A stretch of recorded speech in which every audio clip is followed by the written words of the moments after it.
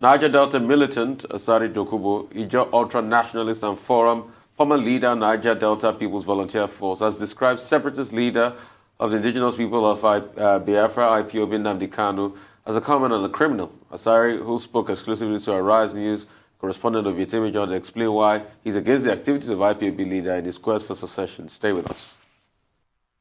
You are Mujahid Dokubo Asari. You are a German. What's your link with Biafra? And then this feud with the leader of the indigenous people of Biafra, Nnamdi Kanu.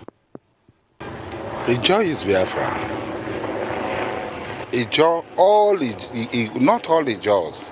Ijos are divided between the Bight of Benin and Bight of Biafra.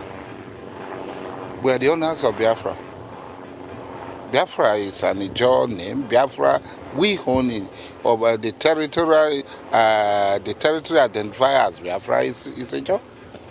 Maybe a little Ibibios around towards the end.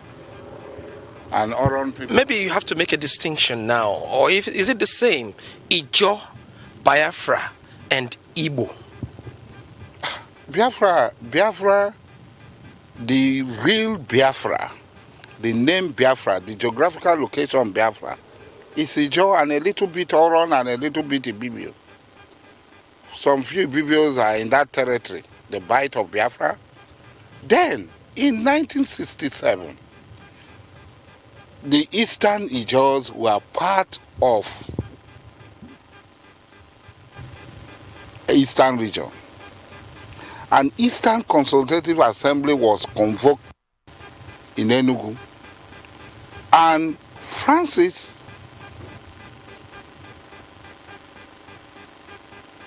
an Ijo man gave the name Biafra, suggested, moved the motion that Biafra should be adopted. Francis Opigo. And Biafra was adopted, and on the 30th of May, 1967, the Republic of Biafra was declared, which included the Eastern Ijo within our territory. So Biafra has nothing to do with Igbo. And I hear intellectuals talk rubbish, rot. Can they dismiss this historical fact that the geographical area known as Biafra is Ijo? It's in Boro's book. Boro said this place is Biafra. You're talking about the 12-day revolution? Yes, go 150, page 152, go and see it. Boro said this place is Biafra. In his book, Geographical Biafra. At that time, Biafra had not been declared. Then the instrument of declaration of Biafra in Enugu, in that instrument of declaration, Ijo territories in the eastern region were included in the declared Biafran state. The Biafran state that was declared in 1967 was not an Igbo state. It was the sovereignty, the mandate was given for the retaking of the sovereignty, the collective sovereignty of the people found within the borders of the British-created eastern region of Nigeria. Okay, now, what's happening between you and Nnamdi Kanu? Because I have seen on the social media this banter. Sometimes Nnamdi Kanu is a person who is empty in his head, and Nnamdi Kanu wants an Igbo Biafra. Taking our name to hang to to himself, it doesn't belong to him. And instead of calling for all, he wants an Igbo. So he will say, Chukwuka Obioma is the god of Igbo land, is the god of Biafra. Who is Chukwuka Obioma? I don't know him. It's not a Ijo word.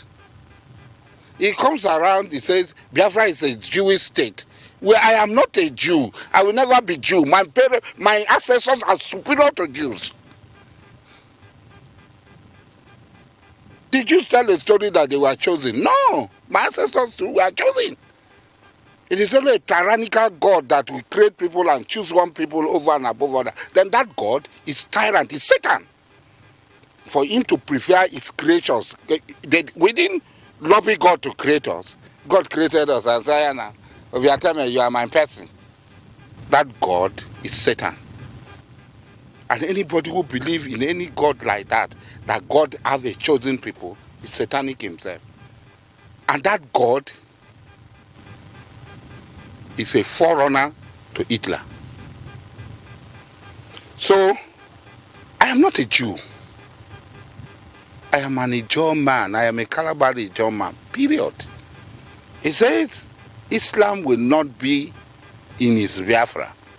I said, no. Which one is your Biafra? The Biafra that I know is Ijaw. Now, the Ijaws, Franco Pigo, used the Ijaw name and sold it to all the people of the former Eastern region in 1967. And on May 30th, that Ijaw name was adopted by that Ijaw area. The name for the Ijaw area was adopted by all the people of the Eastern region, and it became Republic of Biafra. So which Biafra are you talking about? I have no business with his IPOB as long as it does not concern Biafra. When you call Biafra, I am included in Biafra. And I will stand up as a Biafran. That don't include me. I'm a Muslim. I am not a Jew. So here there is a distinction between the IPOB and Biafra. Yes, that's a distinction. I don't know whether IPOB is Igbo. Even though I have Igbo blood flowing in my vein, I am not an Igbo man today. I was coming to that. What's the meaning of a diabali? The diabali is an animal, but what it literally means, what it contextual meaning of a diabali is he who kills at night. My great ancestor, Nabobwari Harry Braid, was originally an Igbo man from Obom in Abam. His parents moved to Obosi in present Anambra State, Obosi in present Anambra State. From there, he came to Kalabari. King Amakri acquired him from the Aro people who came with him to Taurus Ramapri, Elem Kalabari, and he became a Kalabari man. He died in the 1820s as the richest and one of the most powerful men of his time. Okay, Asari Dokubo there on a number of issues. Yes, as a citizen, he's entitled to his opinions. But, a number of clarifications. The first is that the comments he made with regard to Mazi Nnamdi Kanu. You recall that on June 14, Asari Dokubo had threatened publicly, and this was reported in the media, I'm not making it up, that he will bring down Nnamdi Kanu. And I think at the time, he declared a separate group away from IPOB. And he said, he accused Nnamdi Kanu of all sorts of things. He even swore on the Quran.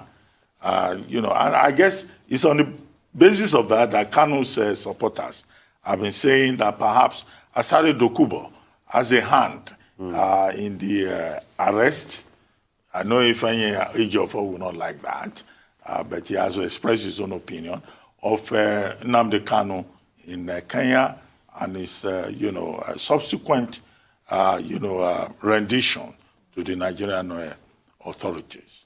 So I guess it's important to understand the context, to know where Asari Dokubo is coming from. Then Asari Dokubo in that interview also made some claims about Biafra. Well, maybe he needs to do a little research. The name Biafra did not come from Igbos. Yes. Actually, as far back as 1710, yes, the Portuguese had named, that zone, Bight of Biafra or Bight of Mafra. Yeah. And it went all the way to Equatorial Guinea, to Sao Tome, and at the time, that Bight was in Cameroon, not even Nigeria. And it was, adopted in 1967, and used as a name of a revolutionary movement that will bring about another secessionist country.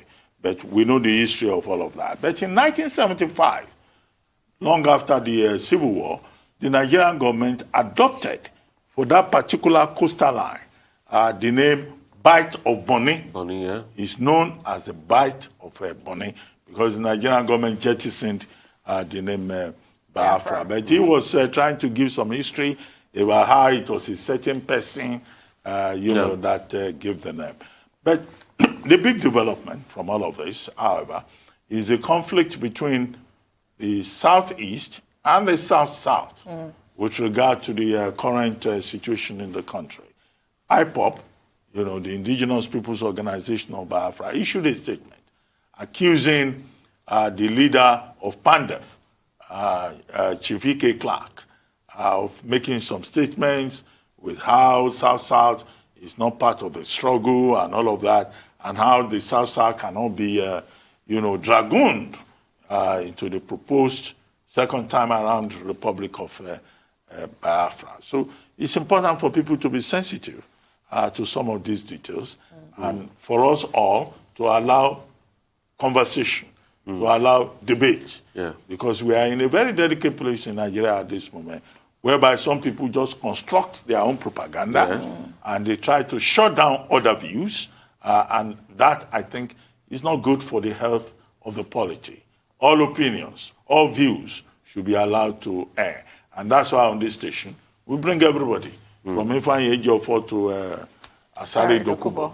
Express your view. Let Nigerians look at it. But don't say people cannot express their own views. Their views. That's the height of a dictatorship. Worse than official dictatorship. I mean, very, very great words. I think it was Voltaire that says, I might not necessarily agree with you, but I will die to defend your right to say what you have to say, even if I don't agree with you.